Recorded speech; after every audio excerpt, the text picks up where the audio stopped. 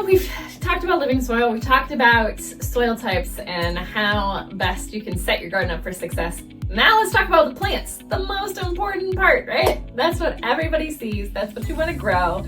And this in the fall and winter is a great time to start planning that out. So you want to take a look at what seeds you currently have, what you did last year, what was successful, what worked in your garden, where did you go wrong? Did you have things that were maybe in the sun that should have been in the shade more? Did you have stuff that was in the shade that should have been in the sun more because you got a lower yield of the harvest from them?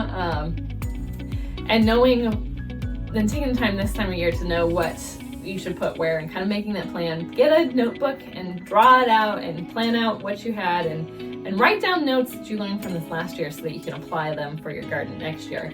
But looking at seeds versus starts. So starts are when you get those plants from the garden centers that are just a little bitty baby that you're going to put into your garden. I've had a few fresh-time gardeners that got starts and then they put them way too close together, and by the end of the season, you're like, the plants are dying because they're too close together, and it looks bare in the beginning because there's so much space between the plants. But if you follow the guidelines that are on the starts or on the seeds, you can't go wrong because they know how big those plants are supposed to grow, and then you can plant appropriately so that by 6 weeks later, your garden's not overflowing and exploding and the plants are dying because there's too many plants in a little tiny spot. You can go a little bit shorter than some of those guidelines depending on the plant. Sometimes that doesn't work, sometimes it does. So definitely play around with it. Write down those notes so you can learn what works and what doesn't work in your own space. Because I can tell you what are general ideas, but I can also tell you that in my backyard, it's very shady, and what works there isn't going to work in my front yard because my front yard is very sunny. And if I have those differences in my own yard, you have 10,000 differences from what I'm telling you. So I'm giving you general tips, but if you have anything specific, drop us a message, drop us a comment, and let us know what your specific problems are. We can help you out, our community can help you out, and there's so many gardeners that are willing to share their own tips and tricks, and I want to help you guys grow easier too. So seeds versus starts. Seeds are great. They're cheaper to get. You get a ton of seeds in a little tiny packet, but not all of those seeds will germinate, and then you also have to kind of build them up so that they're hardy enough to go outside. Sometimes you can cold sow seeds, which is when you take those seeds and you put them in your garden when it's still cold outside, which works for seeds that are kind of those early spring ones. So carrots like it cold, lettuce, kale, anything like that. Garlic also likes it cold. And so you can plant those earlier in the spring. You can cold sow them as long as you do it early enough. So in my area, I'm in Kansas City. It gets pretty dang cold here. In January, we sometimes get down to under -10, but a lot of times we're still in the 0 to 30s all the way through the end of February. But you can cold sow here in say mid to late February, and then those crops will be ready by end of March into April for those colder weather crops. And now we might still get a frost in April, so we are not planting anything that isn't frost tolerant until after our last frost date, which says it's April 15th, but as we all know, that's a moving target. So with seeds, you can cold sow them outside, but most people we're gonna start them inside. And starting them inside gives them a great starting point. You know how many plants you have, you know that they're coming up, you can kind of control their environment a little bit more. So you get those seed trays. It's really great to bottom water those seed trays. I've lost so many seedlings by just watering them too much and the water crushes their stems if they're still too baby. And so bottom watering eliminates that factor, helps keep them moist because seeds need to stay wet in that first time, but as they start to spread up and get their second set of leaves, then you can kind of back off on the watering and give them a little more time to dry out so they don't get root rot, which is my second most common way of killing a seed is by giving it root rot because you're overwatering it, and so there's a little bit of a balance there. And the other thing The third tip I have for you for seedlings is as they get to that second, third, fourth set of leaves, if you turn a fan on them that blows gently across them, it kind of simulates wind, and it will help them build up tolerance to wind, which is another way to kill them when they go outside. But when you give them a perfect environment, they don't actually grow as strong as they can if they have a little bit of challenges. And so that wind gives them a little bit of challenges where they can grow stronger. And when they grow stronger, then they're easier to put outside. So seedlings, when you start them from seed, not everything will germinate. One of the ways you can increase your germination rates is if you soak your seedling mix or your seed tray in water that has a 1/4 ounce of plant juice per gallon, because our microbes in our plant juice actually help boost your seed germination rates. And we've seen professionals go from 85% seed germination rates to 99% germination rates. So if you can imagine a professional having that kind of benefits, you're gonna see it too in your own home. And seedlings indoors also need those grow lights. So you've seen some have small lights. If you've got a small grow tray, you can have racks where you've got a long strip of grow lights up above. There's all sorts of different setups. I even have one that's just a bulb that I put in a regular light that just shines onto my seedlings. Seedlings want the light closer as they're little, and then you move it up as you go because you're kind of simulating the sun, and grow lights aren't as strong as the sun, and if they're too far away, it's gonna make those seedlings stretch. And so when they stretch, they get weaker spots in their stem, and stretching is where they have more space between sets of leaves. And so ideally you want them pretty short as they're growing hardier, and so that's where you have the light lower so it doesn't have to stretch and reach towards the light. That is not one of the challenges that actually grows stronger seedlings. So you want them the light lower and just kind of raise it as you go if you can. And if you can't, just do your best. No one's perfect. No one doesn't. And if you've got kind of stretchy seedlings, maybe when you go to plant them outside, you plant them a little deeper so that the soil protects that stem a little bit more.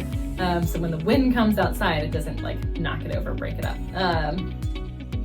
And then my other big tip, if you're growing from seed, is you need to harden them up to go outside. So in your perfect environment in your house is a flat temperature usually. Maybe it gets a little colder, a little warmer, but when it goes outside, it's gonna have large temperature swings. Here in Kansas, we can have 20 to 40 degree swings, depending on what week and what Mother Nature feels like that day. And so you want your seedlings to get a little bit used to colder weather at night and warmer weather during the day, or whatever else is going on outside. So as you're getting ready to plant them outside, you want to set them outside for like an hour a day, 2 hours a day the next day, and maybe 3 hours the next week, and just kind of build up the time that they're spending outdoors so they can get used to that sunlight, get used to the wind, get used to the temperature changes that's happening until it's sat out there 8 hours plus, and then finally leave them out there a full day and plant them in the ground. And that will make you have some very strong seedlings. But a lot of people like to start seedlings, depending on where you are, you might be able to start them as early as December, even sometimes November if you've got a good planting season in January or February. Some of the places I've lived in the past, you have a really great chance to plant outdoors in February. And so having those seedlings started in December or January means you can plant them outdoors in February or early March, depending on where you are. But you don't want to start them too early. So where I am with the frost date of April 15th, I'm not going to want to start my tomatoes that early. I'm going to want to start my tomatoes more in like February, March, because they're not cold tolerant. They're not going to want to deal with our February or April colder weather sometimes. And sometimes we'll have a frost date that's even into May. And so starting my tomatoes by seeds in late February, early March means I can go ahead and plant those in the ground in May and be ready for some harvesting in June.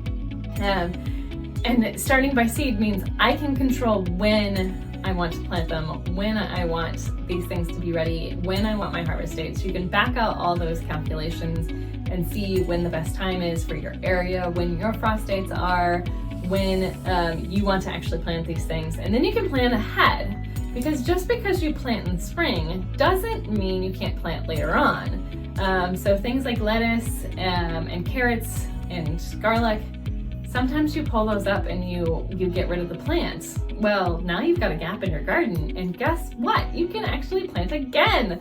And you don't even have to plant the same thing. So sometimes we'll do cold weather crops like carrots and lettuce, and then replant later with like strawberries and watermelons going into summer. And then when those are done, plant again with carrots and lettuce as we get into the colder months again. So you can have kind of that rotation of crops and see how that's getting you a full harvest, a full year's worth, and you can kind of maximize the benefits of your garden, which is really cool. Now, if you're starting from seedlings, which is a little bit easier, so if you're a beginner, seedlings are a great place to start. I know I tend to like certain things from seedlings and certain things from seeds, and you can get starts from any garden center, any local place, or even the big box stores, if that's all you've got in your area. You do have to be cautious of what are they feeding their plants. So I've heard of a lot of people who have bought milkweed from certain places, and it turns out that sometimes those places will feed systemic pesticides to their milkweed and all their other plants. And what systemic pesticides do is they go up inside the stem and the leaves of the plants, and they're inside the plant. And now you can't remove it, and it's there for the life cycle of that plant. And if you're buying milkweed, you're doing it because you like butterflies and monarch butterflies in particular.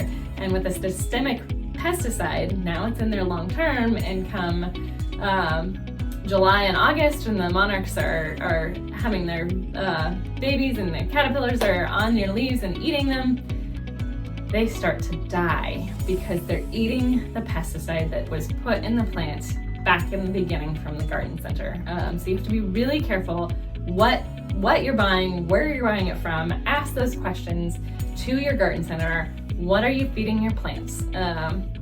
And what are you using to kill bugs in your greenhouses that you're growing these plants in? And I guarantee they'll know. Some box stores might not, because they're buying it from someone else, but a lot of local garden centers, they're growing them themselves. They know where it's coming from. They know all the little details to it. But starts are such an easy way to get started. You can buy quite a few for just a little bit, but they're already started. And so you know how many plants you're planting, and you just have to take care of them and make sure that they don't die. So there's a little bit of risk as you transplant them into your garden, but if you keep watering them, make sure that you're kind of keeping an eye on them, you can usually get started pretty easily with starts. And so I recommend those for beginner gardeners, and then for the flexibility, because you can only get starts at certain times of year. You can only get specific starts from the garden centers. So if you want to grow heirloom tomatoes, or a special type of potato, or a certain color of watermelon, you might not be able to get a start from your garden center, and so you might have to grow those from seeds. So seeds give you a lot more flexibility. You just have to be cautious of where you're buying them from so you get quality seeds. And then you also have to be cautious buying starts, and see what your garden centers are feeding your starts before you buy them.